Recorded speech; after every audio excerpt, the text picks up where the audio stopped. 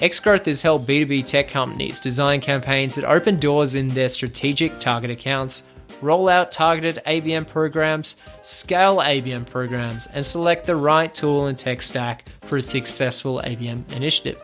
These are all things Xgrowth has helped their clients with. If you're interested to learn how Xgrowth can help your firm's ABM program, check out Xgrowth at xgrowth.com.au. That's xgrowth.com.au and chat with the JAPAC ABM agency.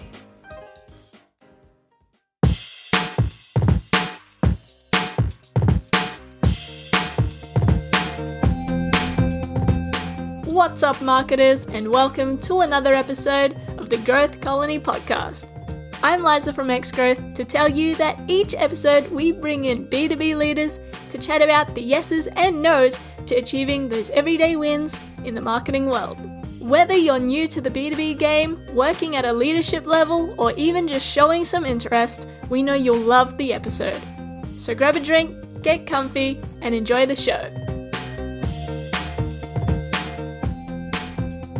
Hello everyone, welcome to another episode. I'm Shahin with Xgrowth, and today I'm talking to Scott Coombs, head of JAPAC Public Sector Marketing at Google Cloud, about how marketers should think about marketing to the public sector. The public sector is probably one of the hardest sectors to break into, with long sales cycle, multiple decision makers, and a complex sales environment.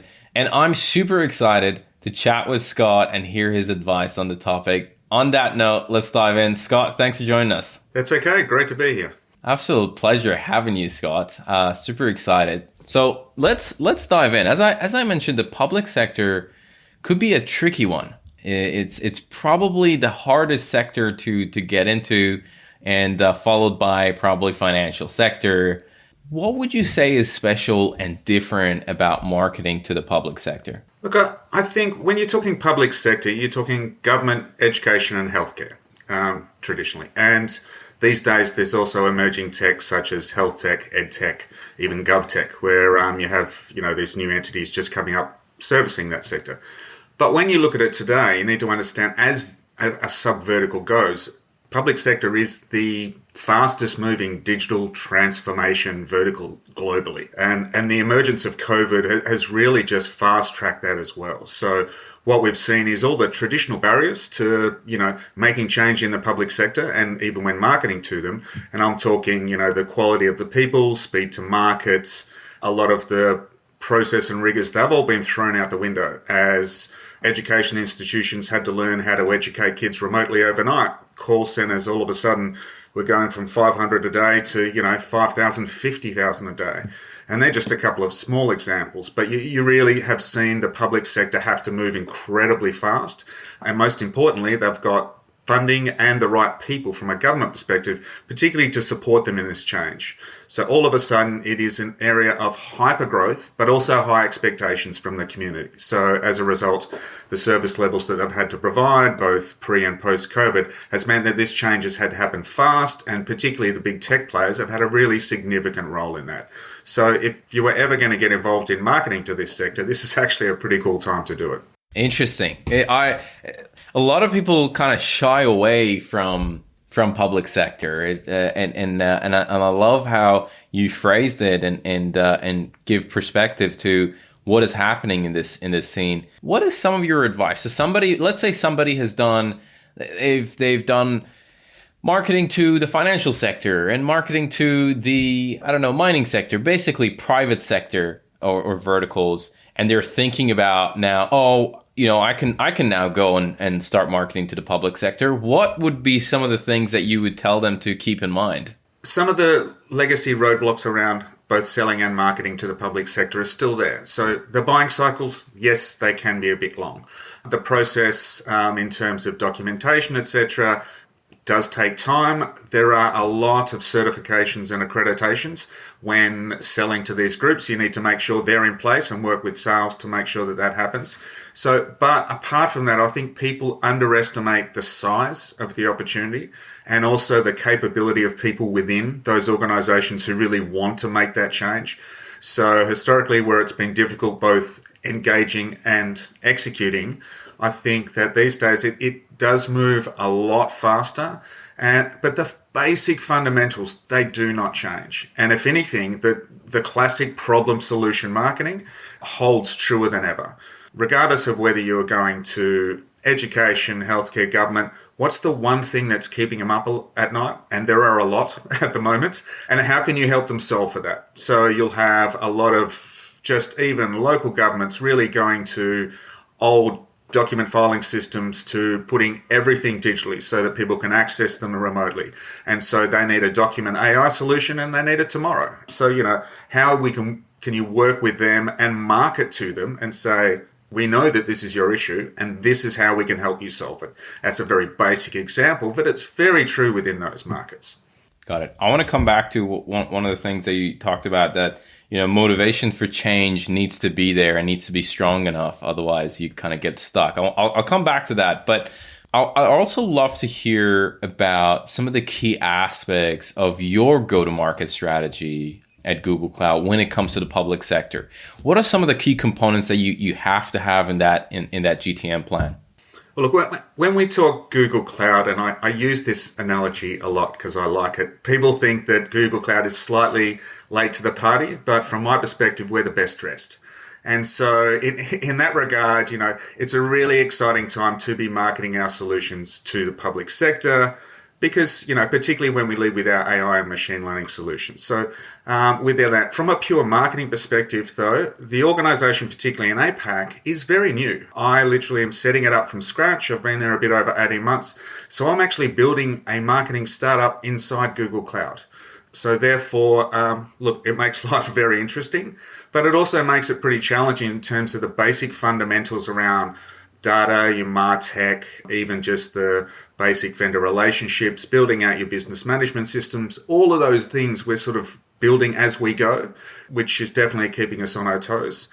I think from a pure marketing perspective, the things that I suppose you do regardless of segment, getting your basics right around getting air cover through digital and third-party events, okay, and then getting that next level down in terms of making sure that, you've got much more targeted activity.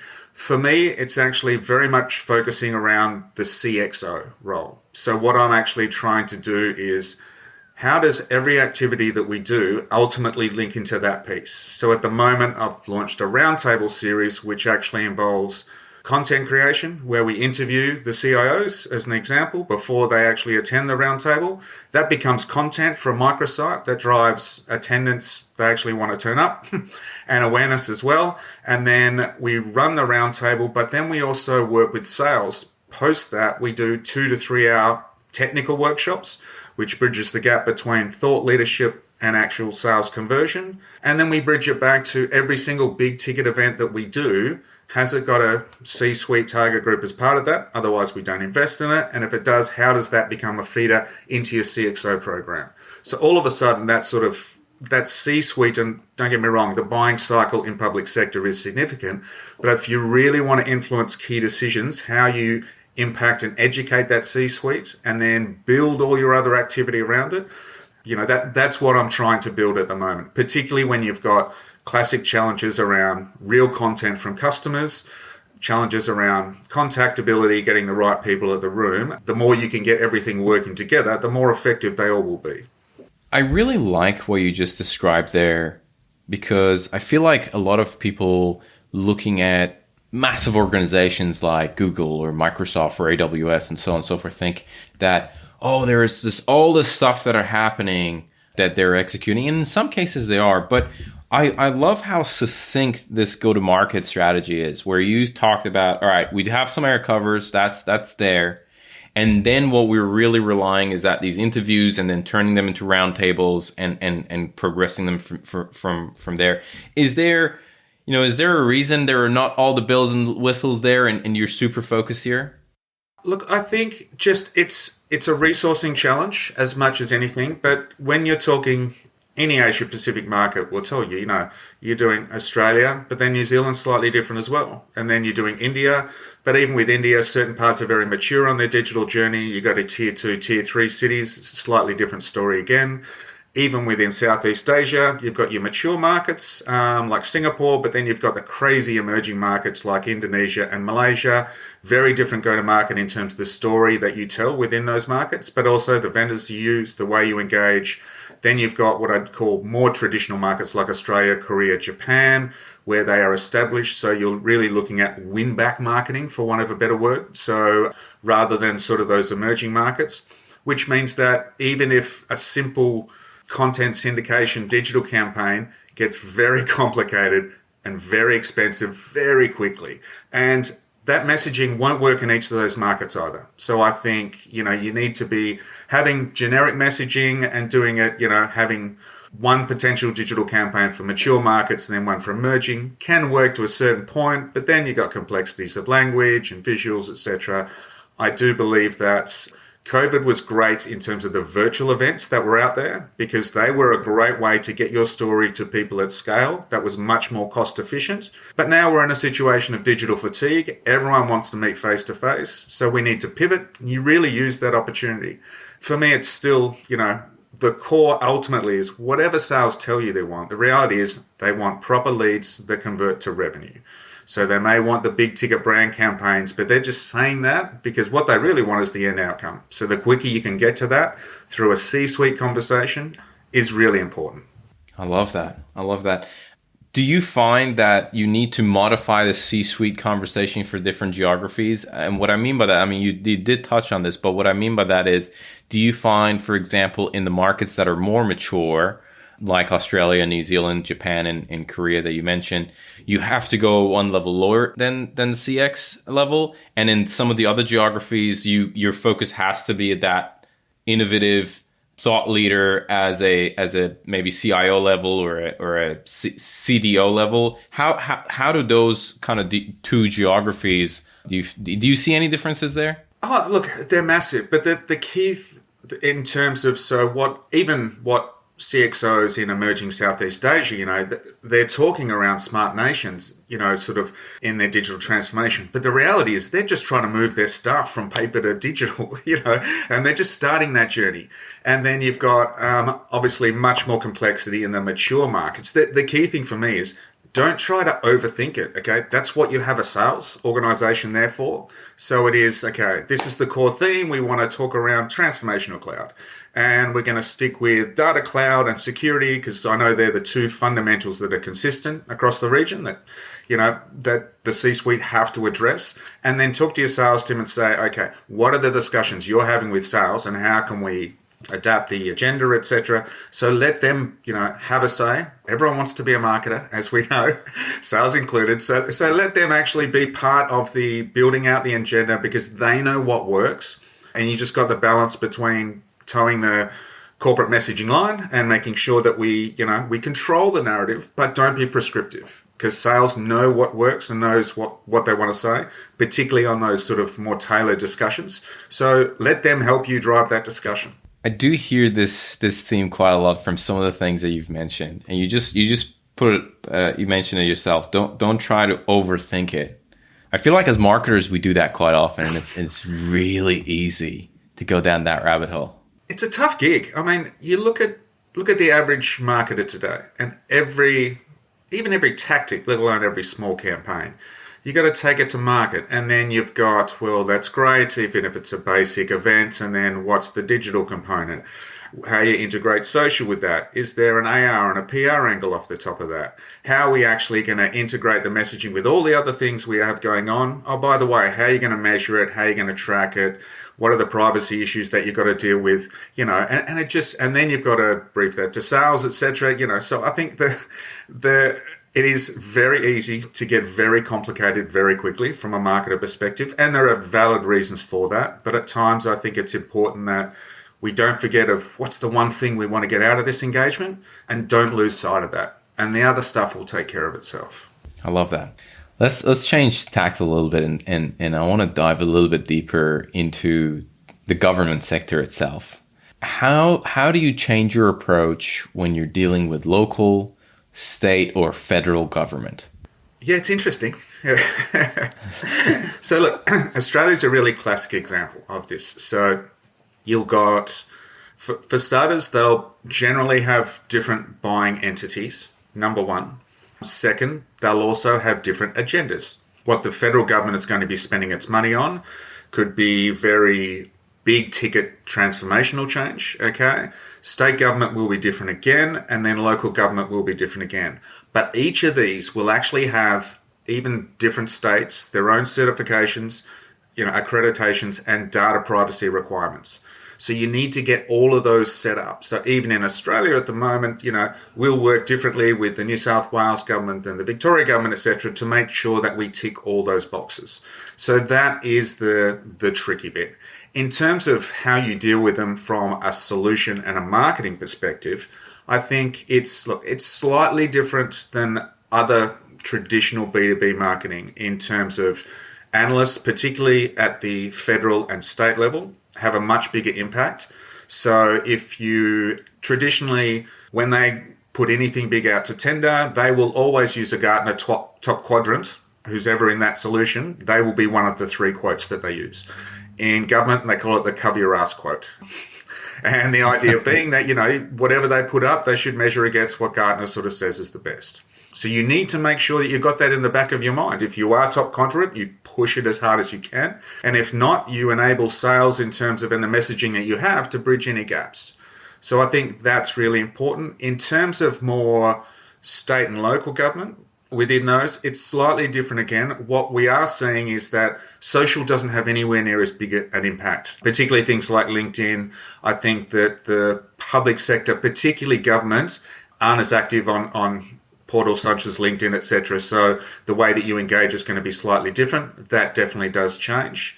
But it also means that you have to be very targeted. So the role of associations in particular, but also, you need to be going to where they are. Ultimately, digital programs only get you so much, and so your ability to run multiple events in multiple states is the reality in terms of getting cut through with these people. Because particularly in government, but also public sector, relationship is even more important than it is in other verticals. So it's really important, particularly I'm seeing post-COVID, is that everyone wants to go back, meet these people face to face. Trust is a massive issue when dealing with the public sector, particularly around things like data. And people want to understand your solution and how you mitigate any risks that they have, and they want to hear it face to face. So that's really important. I want to come back to the face to face thing. You talked about associations are important. When it comes to state and local and state? Think of classic data challenges, classic marketing challenges we have in terms of data and contacts in particular. So one of the things, particularly for myself, because we're trying to build out and we're going up against some other large organizations, is how do we partner with people who already have a relationship with the customers that we want to engage? And so what we are seeing is that federal, state and local governments, they have industry bodies, they have associations, and they have been around for a long time. So how do we better engage with them? And then also that very much works the same way in terms of vendors. There are probably half a dozen, I just use Australia as an example again, half a dozen sort of core vendors within the public sector arena. Some do things better than others. So how you actually use them, because they have already the relationship in the marketplace, people know what events they want to go to depending on who they're run and how they're run. So it's important that we understand that when we're marketing to those groups. Interesting. Okay. You also talked about how important face-to-face and relationships are in this space. Do you find that it's heavily reliant sometimes on the salesperson and the connections that they have, and that's a very big factor? Or you're like, hey, that's just a great value add, but there are definitely some other components that move the needle?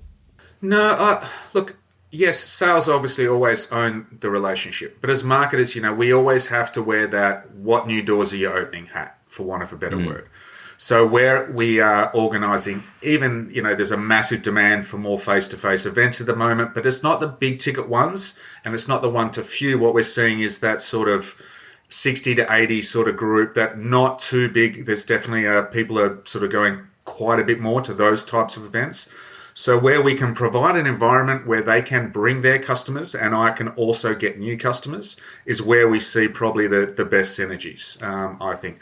our best advocate is when we run a roundtable with 10 people, 12 people, and 2 of those are our customers. And if they're telling people how good we are at what we do, that will tell a better story than we ever will. So for me, in terms of a marketing activity, that's very much nirvana. I love that.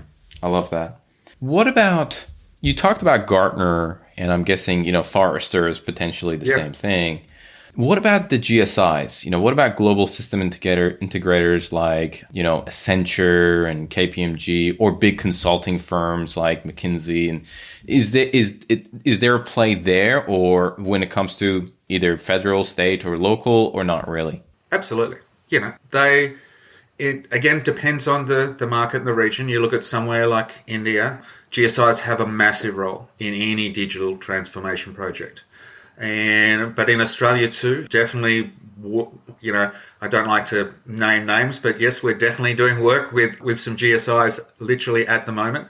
It's really critical from a relationship perspective. It's also very critical as Google Cloud in particular starts to build out its credibility in the marketplace. So when we are, partnering with GSIs who already have those relationships, customers, we really want to work with them to showcase particularly our sort of emerging tech, the AI machine learning part of Google that really does sort of make us stand out from a lot of our competitors. And we use that as a great angle to get in the door. Interesting. Do you find like you have to create even marketing campaigns for the GSIs, or you go based on like, hey, relationships of who knows what? And if I had the resources, I would. I think that it is a massive opportunity, particularly in my vertical. But look, I think, marketing organizations, particularly from a people perspective, they are very, very lean. And, even the ability to have specialists around digital, ABM, to be able to then have a partner organization with dedicated GSIs, etc., would be fantastic, but probably still a fair bit of way to go from a resourcing standpoint just yet. Got it. Okay. The last thing I want to touch on are mistakes. And these could be mistakes that you've maybe you've made, or you've seen other marketers make when dealing with the public sector. What comes to mind? Look, the most obvious one is that when you're using your case studies, customer success stories, whatever you want to call them, okay, cross-vertical examples don't work historically. And also cross-global examples don't work historically. If you're looking at working with government entity in India, they want to know, show me how it's worked in my industry, my vertical, my sub-vertical. Show me how it's worked in APAC, and ideally, show me how it's worked in India. Okay? And if you can't do that, then it's just not relevant. Now, the exceptions to that will be things like research, where if you've got a case study with CERN out of the US, of course they're going to listen to that because that's really cool. But ultimately, a great solution is one thing, but your ability to, classic problem-solving marketing, how have you implemented this within this market and transformed it and changed a business for the better, and show me how you've done it. And ultimately, can I talk to that customer? If it's cross, if we're going to sell a solution that we've done in India and there's someone in Australia, can we get them in the same room? That works very well. Right, in the same room. Geez, that sounds hard to it is. I mean, we've just come through COVID. But again, we had a government group from overseas who were doing a big tour of a sort of a 3-day tour, and they came into the office for a couple of hours. We showed them around. Sometimes it's just making sure that when they are doing these trips, all self-funded by them, that we're engaged with them. And when we get a chance, do we get customers in the room that can tell their story? It just starts from there. Got it. You talked about kind of cross-global doesn't work.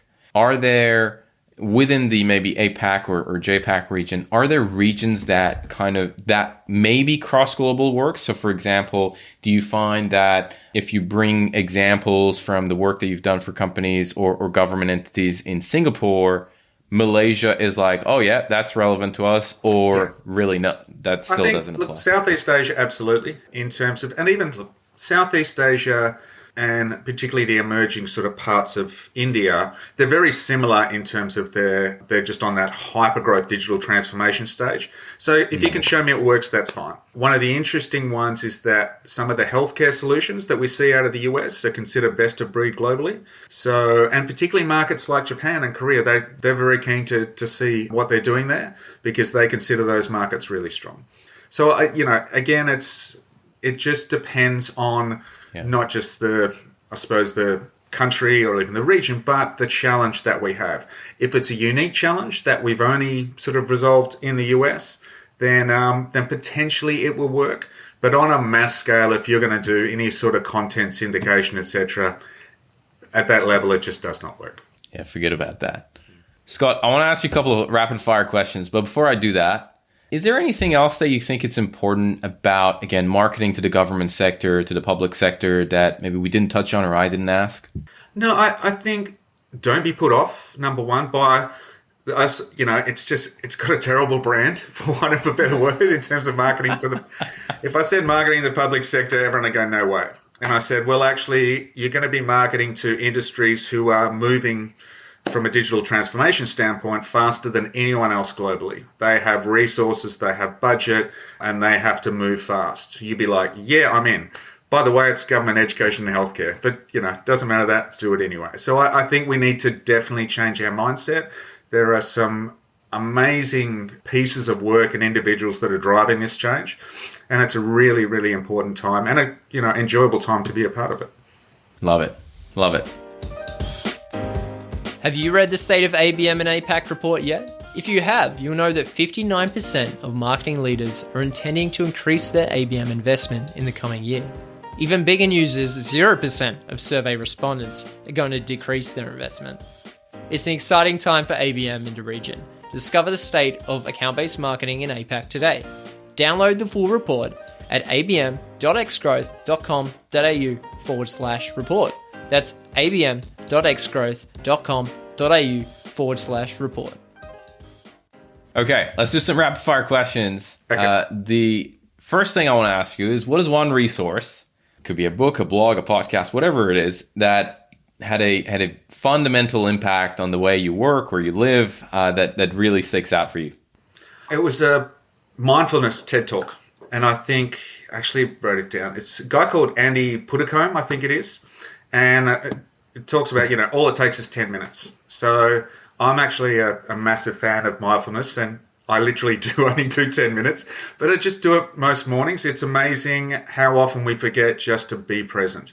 So it introduced me to the concept of that. And yeah, I'm a big fan of just the concept. I think there's so much stuff going on in our lives that sometimes we just need to sit still and just focus on the moment. Even if it's just 10 minutes, it makes a difference. I love that. It's hard. How do you make it stick? How do you make that 10-minute a day stick? It's like anything, routine. So, it's that get up in the morning, generally before you do, get into that work side of things or anything else. Early is better, particularly when the sun's coming up, because there's not a lot of noise, so you can hear the birds and all that sort of stuff, and they're really important as you sort of start to sense the world around you, and really just getting into that. And I've got the same 10-minute track on YouTube that I listen to, plug in, one headphone, and then just do it every day. It works. Yeah. Love it. I love it. We got to get that 10-minute track from you. Yeah. By the way, I'll organize a team. The voiceover is terrible, but it works for me. we gotta hear it. We gotta hear it. Yeah. I love it. Okay, question number 2. If you could give one advice to B2B marketers, in this case specifically those who probably are looking to target public sector, what would it be? One bit of advice. I mean, as I said before, the obvious one is don't be put off by it. But I think don't underestimate the size of the prize. So I think that from a marketing perspective, you want to have real impact, and you want to go to your basic ROAS, POAS, and all the lovely return on investment metrics that we love to use as marketers. You can drive opportunities that, can drive significant, 7-digit deals. And as marketers, you don't get to do that very often. And it takes, yes, a bit more time. and a bit more diligence and a lot more working with sales. But it also will be one of those things where you will see, definitive outcomes off the back of it, So it's a good opportunity. Love it. Okay. Who are some of the influencers you follow, Scott? For me personally, I'm not a big follower of a lot of the sort of, I suppose, the tier one influencers. For me, my biggest influencers are actually peers. I do quite a bit of mentoring as well and seeing what the next generation of marketers are coming up with. So I actually follow a lot of what they're doing on LinkedIn, and that inspires me more than anything else. I just think, that the average marketer today was so much more capable than, 15 years ago, and just what they deliver with the technology that's around and just their overall capability blows me away. So for me, it's actually peers and people that I've worked with and that have worked for me. They're definitely my inspiration. I love it. Last thing. What is something that excites you about the B2B or the B2G world? Look, definitely the people. And as I said, I think that's the capability and the output of today's marketer is mind-blowing compared to, even just sort of 5-10 years ago. So I think that, with the complexity of what we have to do, and I touched on the multiple channels in which you have to take a campaign to market, the multiple stakeholders, local sales, you'll have global marketing, etc., and the ability to constantly stay ahead of the game. And then when COVID hit, to do everything pivot on its head. Oh, by the way, everything you have to do has to be digital. How are you going to do that? And now we walk out the back of that and everything has to be hybrid. So it just doubles your workload and people just plow through with that. It's just mind-blowing. So I think the people and the way that they continually do what they do and just get better, that's the most exciting thing. Scott, this has been an awesome conversation. I've definitely learned a lot of things, and I'm sure a lot of our listeners are going to take a lot of insights away. So thank you so much for your time. Thanks for coming on the podcast. Hey, it was fun. Thanks for having me. Today's episode of Growth Colony was produced by Alexander Hipwell and Liza Maywald. It was edited by Dave Samito with additional editing by Liza Maywald and music arrangement by Alexander and Liza. Special thanks to Tina Wabe. We couldn't make this show without you. Growth Colony is hosted by Shahin, Director of Growth at Xgrowth. If you enjoyed the podcast, please subscribe and give us a rating on Spotify or Apple Podcasts. Do you think you'd be a great guest or just interested in a chat? Send through an email at podcast@xgrowth.com.au. That's podcast@xgrowth.com.au. That's all for now. We'll catch you next week right here on Growth Colony.